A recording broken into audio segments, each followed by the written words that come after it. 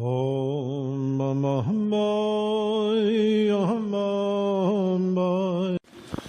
you very much. First of all, welcome to everyone that's here in Yerushalayim and around the world that's participating in the shiur. This is the month of Sivan, of Matan Torah, of the giving of the Torah. We celebrated a few weeks ago Rut Shavuot.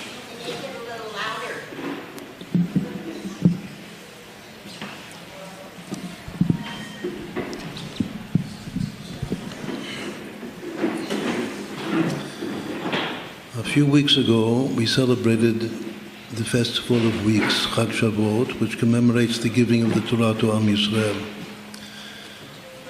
Together with the reading in the Torah, the Ten Commandments, and the story around the Ten Commandments, we also, on the day of Shavuot, read the scroll of Ruth, Meguilat Ruth, which is one of the 24 books of the Bible, of the Hebrew Bible. The reason that we connect the scroll of Ruth to the giving of the Torah is because the same day that the Torah was given to us, many years later, King David was born and also passed away on the same day. And even the name Ruth is short, if it's spelled backwards, it's short for the word Torah, because she was the archetypal figure of a righteous convert, a devoted woman that came from a very foreign background and became a full-fledged Jewess. And not just she became a full-fledged Jewess, but she became the great-grandmother of King David. And therefore, the great-grandmother of the house of David till the coming of Mashiach. It says that all the souls of all the kings of Israel in Kabbalah were taught, all of the kings of Israel are present and contained within her soul. She is an all-inclusive soul of Malchut, of the kingdom of David. The kingdom of David is in order to realize the reason that God gave the Torah to Israel, which is that God's kingdom, which is a kingdom of chesed, of kindness, should be present and should rule over the entire world. And that is through the kingdom of David. So we connect on Shavuot the giving of the Torah to Israel and the lineage of David Melech Yisrael Chai V'Kayim. David, the king of Israel, is alive eternally. So that's why I thought that a very appropriate thing to address and to try to expound upon is the message of the scroll of Ruth. Once more, the archetypal soul of Ruth as the righteous convert to the Jewish people, and the kingdom derives and descends from her.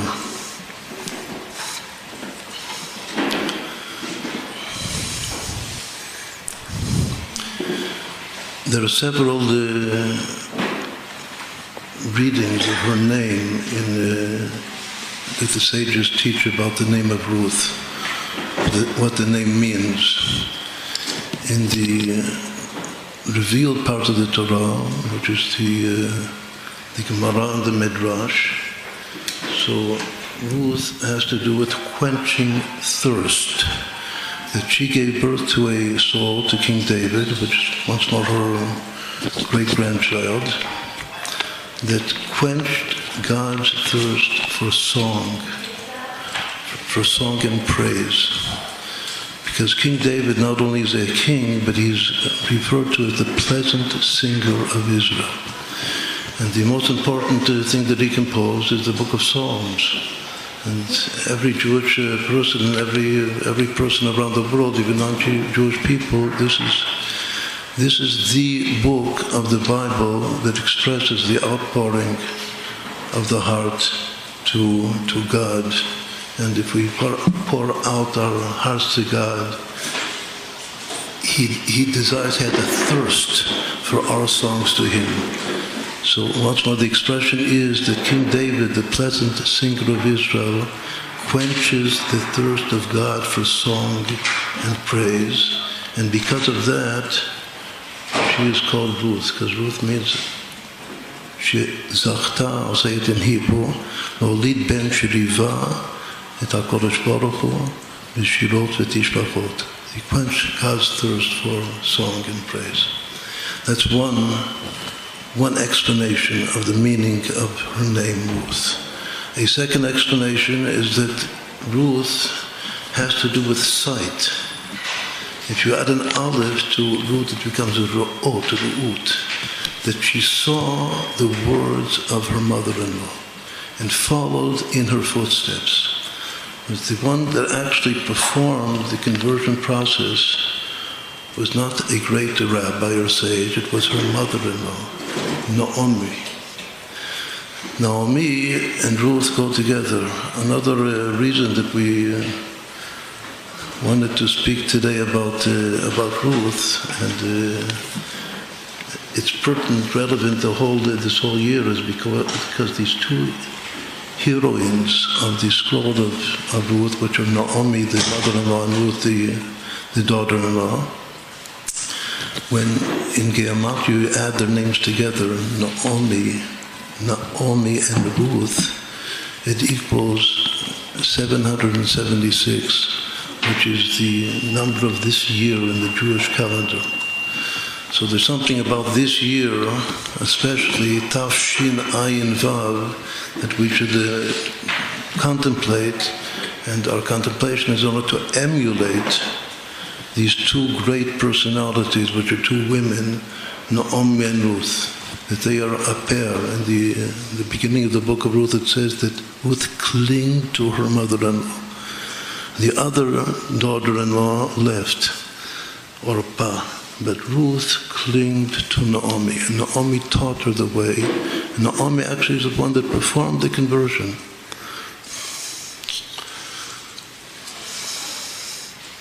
Right, so one reading of what Ruth means is that she sees words of truth and she follows and devotes herself to lead a life based upon what she sees, which is an inner eye. It says in the heart there's an inner eye that sees the truth, and she sees the truth and follows the way of the truth. But that's a second explanation of what her name means. A third explanation of what Ruth means is stated in the Zohar, the most esoteric text of our tradition,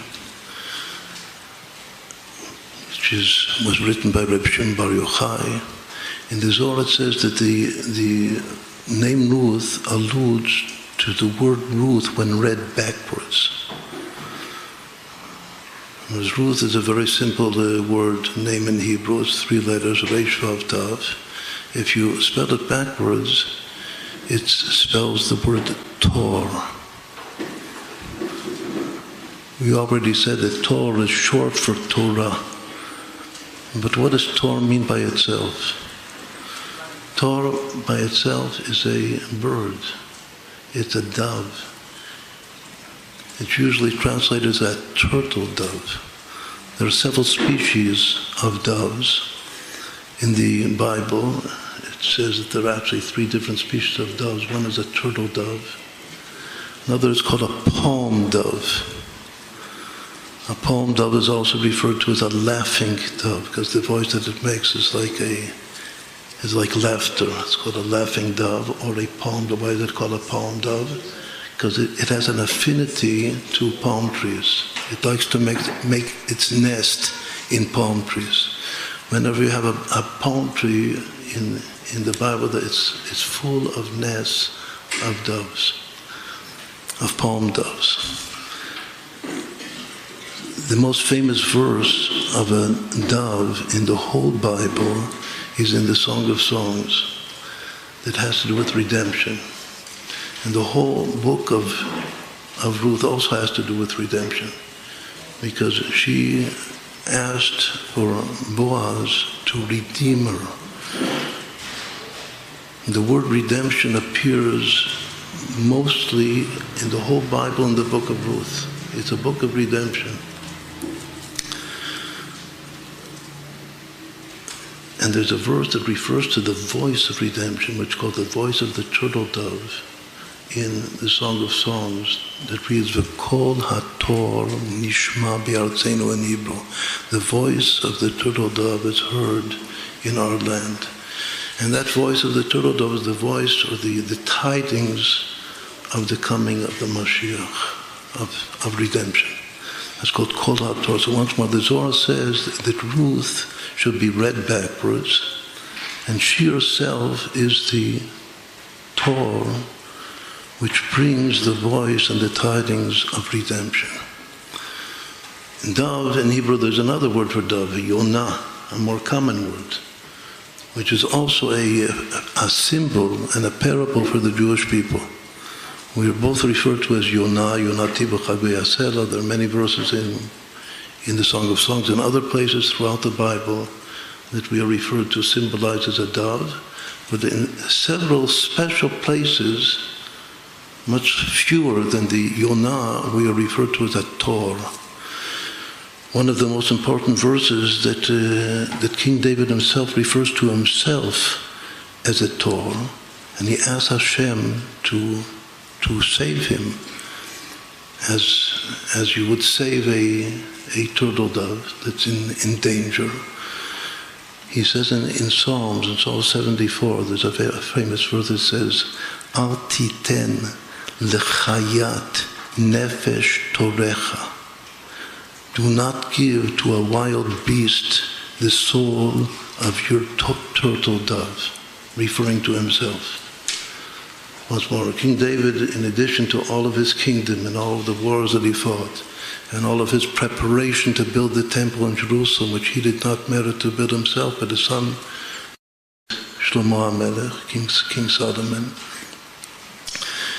he pours out his heart in Psalms.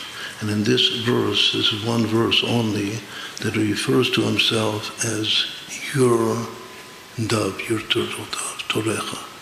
Obviously alluding to his great grandmother, which is Rut, that spells dove. In English, there are several words which are more or less synonymous. There's a dove, there's also a pigeon. It's from the same species, the same family. The reason that I'm mentioning the word pigeon is for a good reason that we'll now explain. Of all of the 24 books of the Bible, the book of Ruth is the smallest. It has only 85 verses to it. It's called Mu'at Amachazik et Amrubeh. It's something small that contains large, the very largest content that can be, which is once more the lineage of King David. And King David is Malchut, the kingdom of Am Yisrael, the people of Israel, and the kingdom of Hashem, the kingdom of God. God's kingdom on earth, L'olam va'ed, forever and ever. As we said before, the word Goel and Geula, redemption and redeemer, appears most in this very small text. There are many, many different motifs that we could address and try to analyze and discuss today.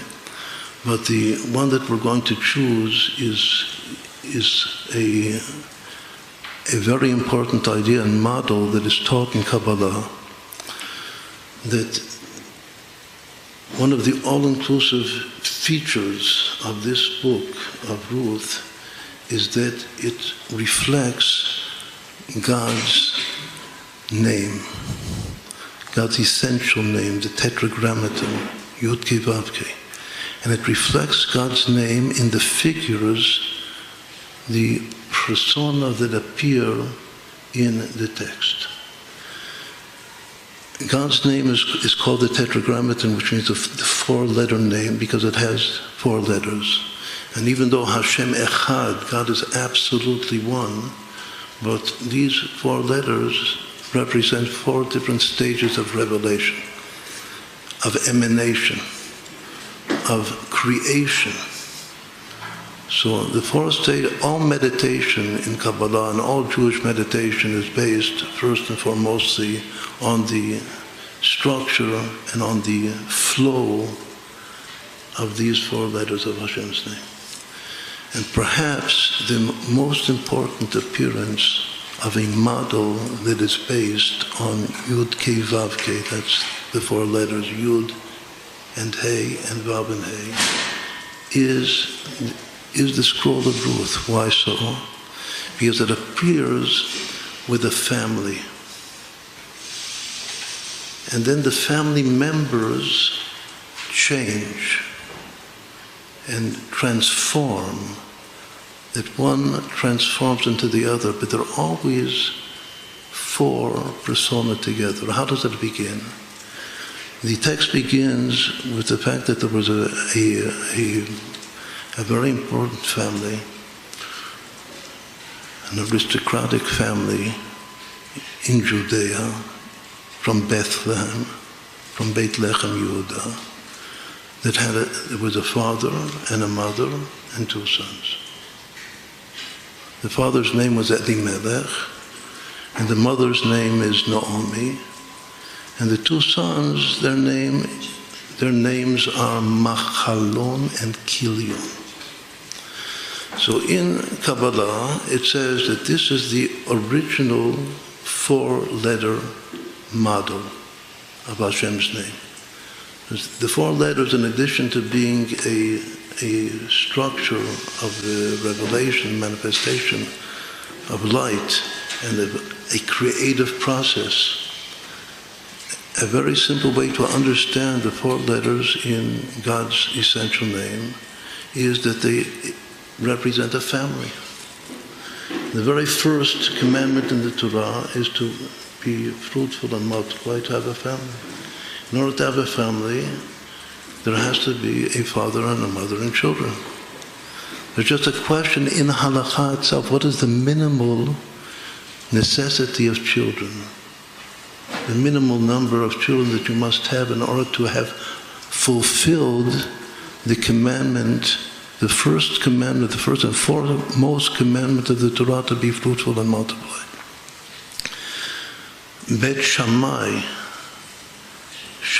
the elder, says that in order to fulfill the commandment of Pru Urvu, be fruitful and multiply, you have to have two sons. But Bet Hillel, who is the opposing opinion, says no, you have to have a son and a daughter. If you have two sons, you have not yet fulfilled the commandment. You have to have a son and a daughter. The halakha decides in this order, in this realm, in our world, we decide the halakha in accordance with Bet Hillel. There has to be a father and a mother and a son and a daughter. It means that there has to be a male and a female, and once more a male and a female.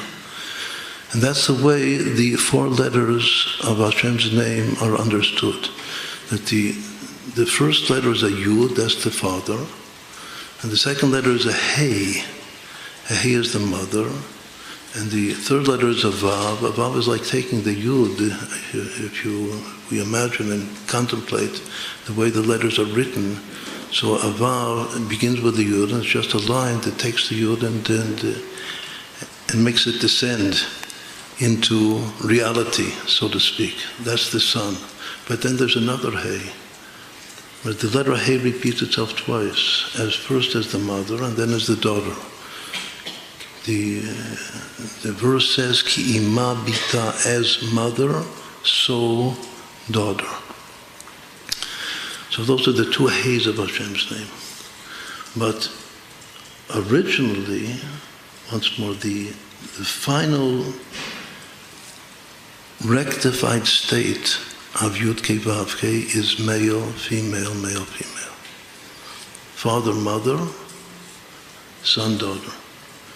And daughter being the last actually has a root even above the father, it says. The very end is rooted even above the beginning. But that's the final rectified structure and model. But first, the first model is as in accordance with the opinion of Bet Shammai, of Shammai, that is father, mother, son, son. So that's what it says in Kabbalah, that's the way it was initially in our case, in the scroll of Ruth. That you have a father and a mother, which is Elimelech and Naomi, and then you have two sons, Machalon and Kilion.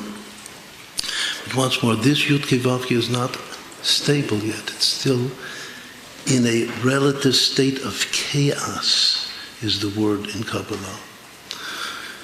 And it has to be rectified. And it becomes rectified through several or many stages.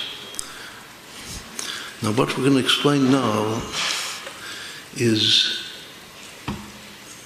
something that will take something now, even a mathematical principle, it's a principle that's used now in modern physics, which is called the pigeonhole principle.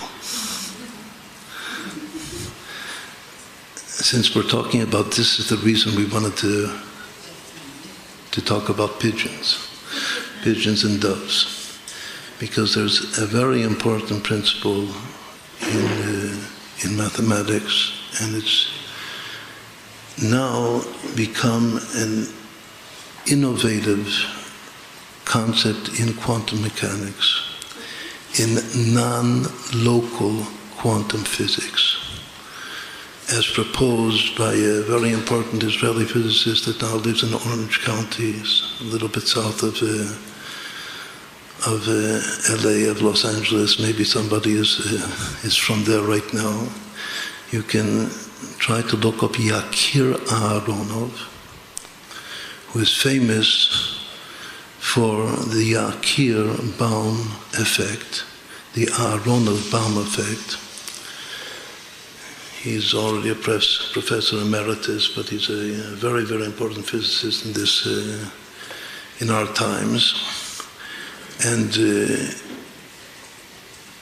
one of his innovations in physics is that the seemingly obvious pigeonhole principle does not apply or is violated in quantum states. What is the pigeonhole principle? The pigeonhole principle is the abstraction of a game that is played in kindergarten by almost every child around the world, which is called musical chairs. So everybody knows what musical chairs are.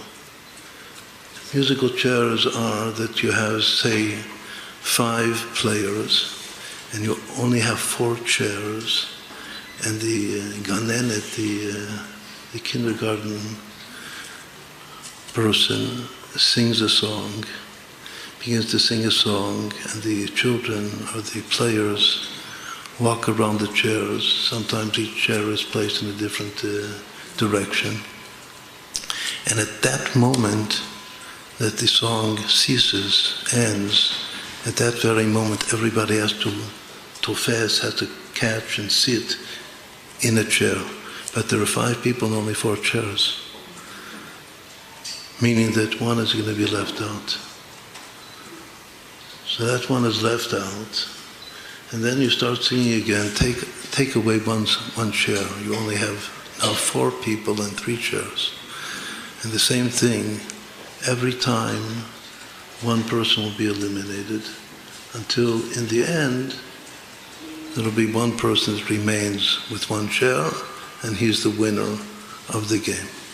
That's called musical chairs.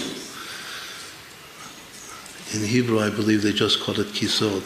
They missed the basic word, which is musical. Ma? Again? When I asked people, they said just Mishak Kisot.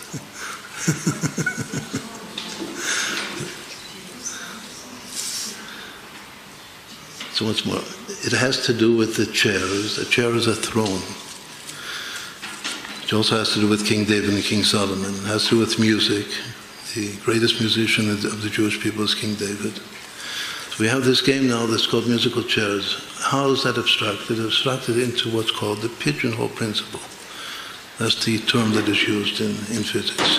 What is the abstraction? If you have two numbers, n is greater than m,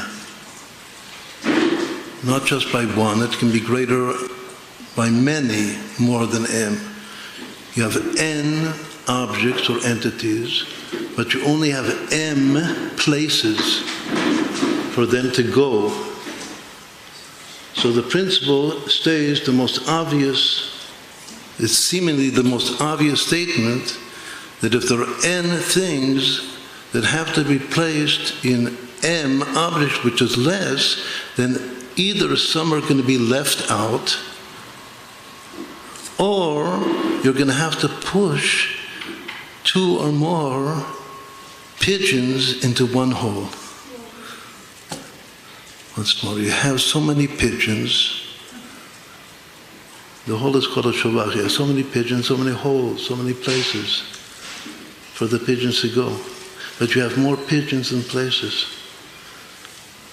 So the principle says that either once more, either some pigeons are going to be left out, or you're going to have to push some more than one pigeon into one place. In our musical chairs game, you can't sit two people on one chair. Just one person can occupy one chair. What did Yakir Aharonov say? What did he say? He's still saying it. What does he say about the pigeonhole principle? Once more, when this principle, it seems so obvious that it's like a truism, but it's not. When applied to set theory, when applied to infinite sets, it's most profound, and becomes most profound, this principle. And it applies, but it does not apply, says Yakir Aharonov, for quantum states. Why? Because in quantum states, one object, one entity, they're not really objects, as the famous phrase in physics that an electron is not a thing, but it's an entity, we'll call it an entity. One entity can be in two places simultaneously, or varyingly, two entities can occupy one place. So the principle does not apply in the quantum world. There's something even more important in modern physics that is attributed to this. It's called the Aharonov-Bohm effect.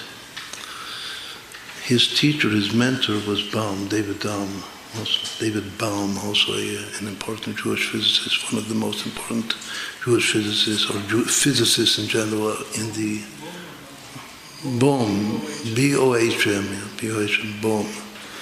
The Aharonov-Bohm effect. What does that effect say? It's even something more mysterious and miraculous. It says that the events of the future affect present states of being. The future affects the present. We'll see now in our analysis of Meguilat Ruth that both of these principles are important for understanding the story of the scroll of Ruth.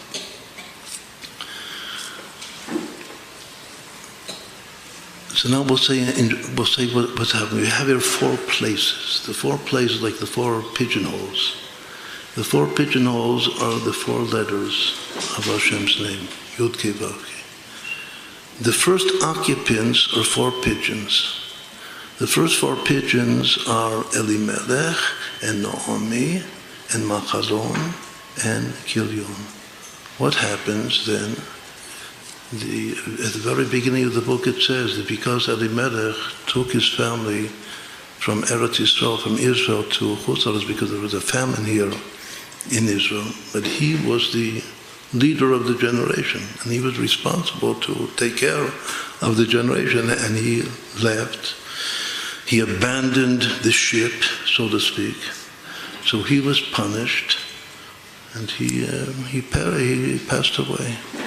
Elimelech, the father, meaning that the pigeon in the top position disappears, flies away, like pigeons, flies away.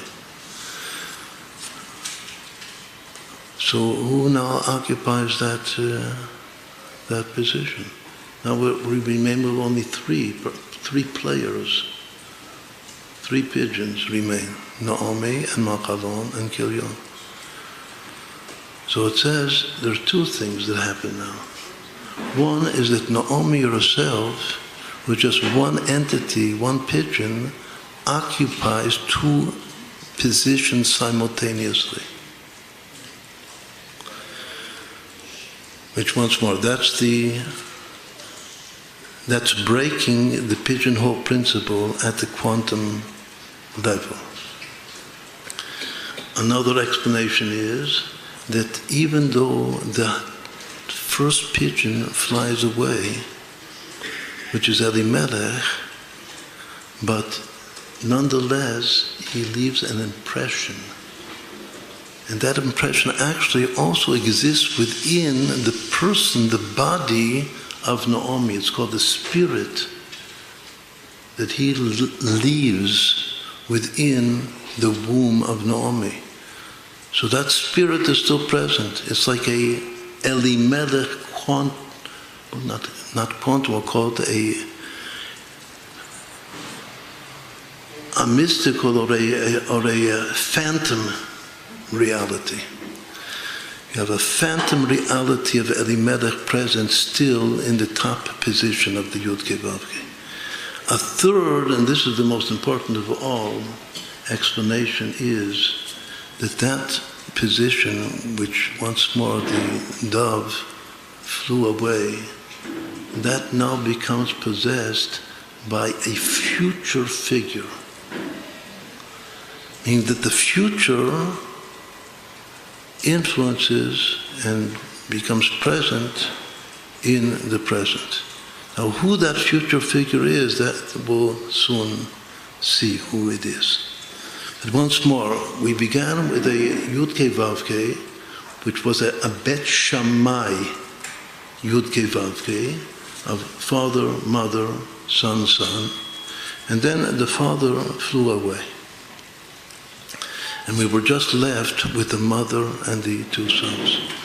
What happens then? The 2 sons marry 2 Moabite women.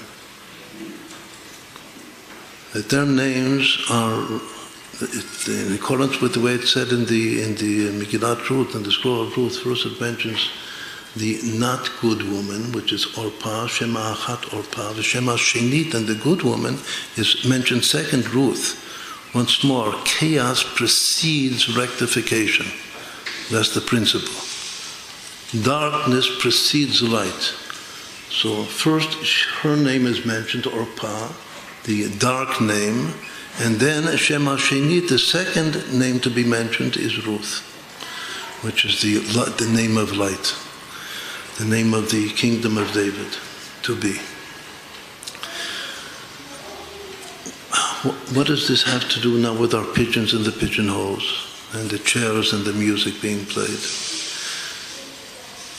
Now we have 2 entities in one position. A union of man and woman, of husband and wife, is one body. They become one. It's like 2 people, 2 souls in one place.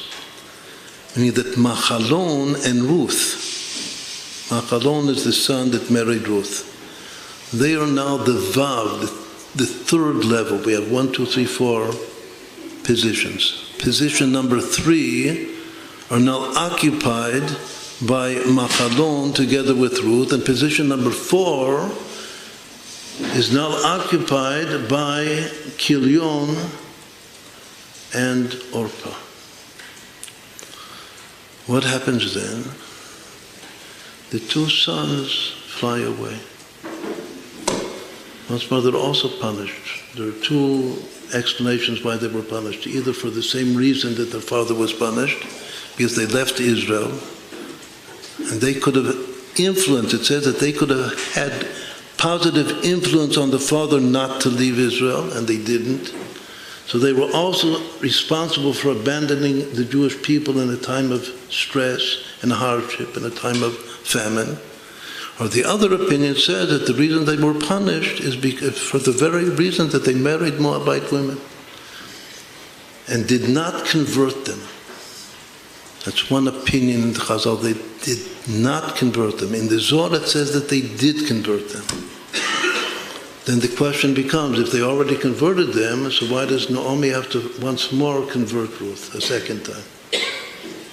That's why there are 2 opinions whether when they married the two Moabite women, were they converted or were they not converted? In any event, we have here 2 pairs that were punished. The husbands were punished, and they died. So these pigeons flew away. So now, what has become? Once more, we're playing musical chairs. So what now becomes? We're not taking chairs away. We always have 4 chairs. So what now becomes the 4 chairs? Once more, the first chair number 1, it's not clear who's occupying that chair. Chair number 2 is constant. As we're going to see, there's only 1 chair that is continuously, from beginning to end, occupied by the same person, and that's Naomi. Which is also a very deep teaching in itself, that the only constant presence is the mother presence, which her name means pleasantness. The very same word that's used for King David, Ne'im Zmirot Yisrael, the pleasant singer of Israel. That pleasantness, that pleasant mother, is the only constant figure. It does not change. All of the others change. All of the initial 3 males leave, die. And they're all substituted. There are 2 females, 1 female remains as soon as she enters the scene, which is Ruth. The other female enters but leaves. She doesn't die, but she leaves. Also flies away. That's Orpah. So once more, now we have a state that we have our empty chair number 1, which is not empty. According to the 3 ways we explained it before, why it's not empty. And then we have chair number 2, which is occupied certainly by Naomi herself. We have chair number 3, which is now Ruth, because she's left over from her husband. Her husband, Nachalon, passes away. So Ruth is there at level number 3. And at level number 4 is now Orpah, the wife of Kilion, the 2 brothers that died, that flew off. So what's unique about this Yud Kei Vav Kei? That both the Vav and the Yud are feminine, are women. It's all women now. We only have 3 women, Naomi and Ruth and Orpah. So there's 1 stage of Yud Kei Vav Kei that the entire Yud Kei Vav Kei is feminine. That's a very amazing phenomenon. But again, that can't remain that way. There's only a passing, there's a stage of development. But what is the next Yud Kei Vav Kei, which even becomes more condensed, and less letters than before? Orpah, Naomi speaks lovingly to her 2 daughters-in-law and says that I have no more children that you can marry, and I have Rahmanas, I have compassion upon you, that you should be able to establish your own homes and marry again. So you should. So I advise, even though they cried, but go home, go back to your first homeland. So after much crying, Orpah once more kisses her mother-in-law and leaves. Afterwards, we're taught that she becomes the mother of Goliath. That David, the great-grandson of Ruth, had to battle and kill the son of the other woman that was married to Kilion. So when she flies off, because she is not 100% good, and Ruth says, don't speak, don't try to force me, to coerce me to leave you. I'm never going to leave you. Wherever you go, I will go. Wherever you sleep, I will sleep. Your people is my people. Your God is my God. Where you die, I will die. Where you will be buried, I will be buried. Do not speak with me more. So when Naomi heard her absolute devotion and will, she stopped. This is from her we learn how to address a convert, a potential convert. When you see that he is 100% sincere,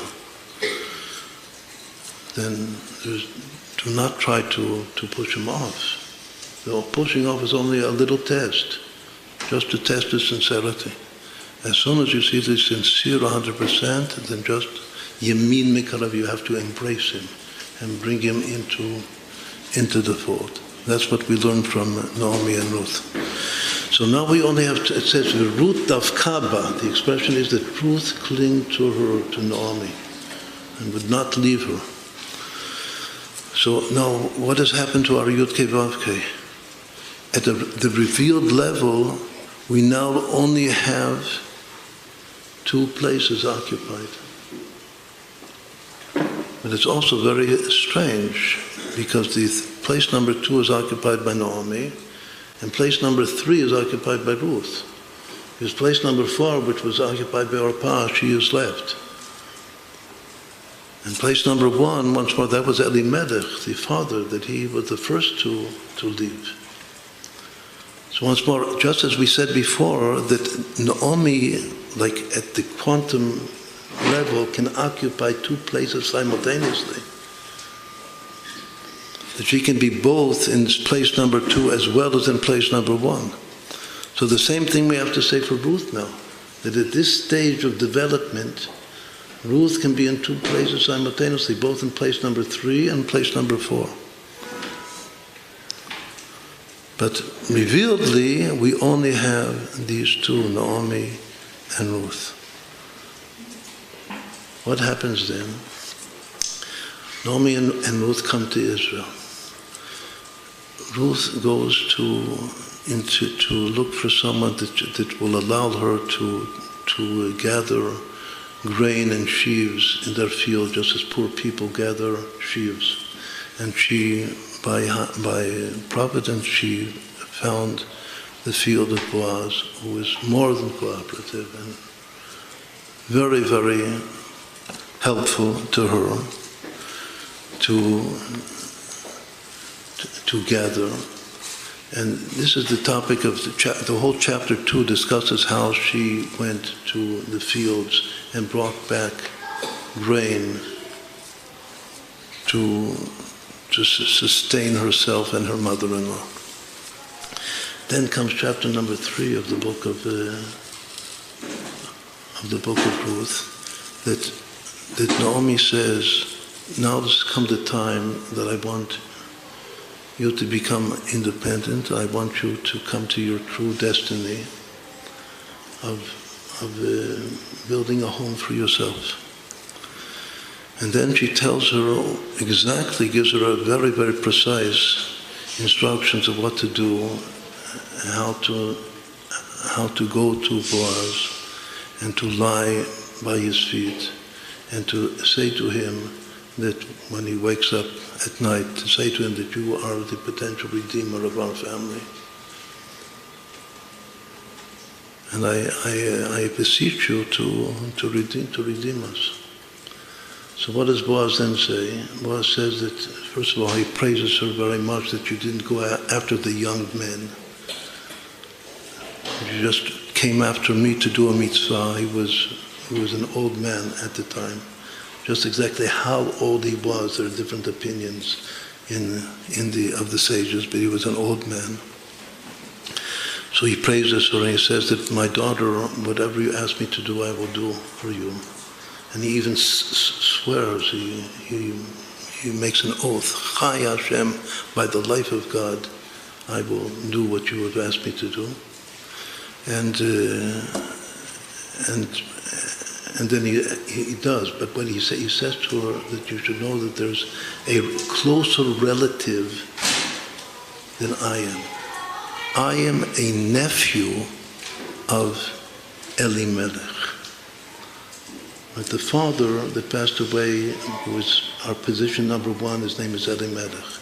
I am a son of his brother. But there is one of his brothers that is still alive. And his brother, who is still alive, is a closer, it's called Goel Karov Mimeni.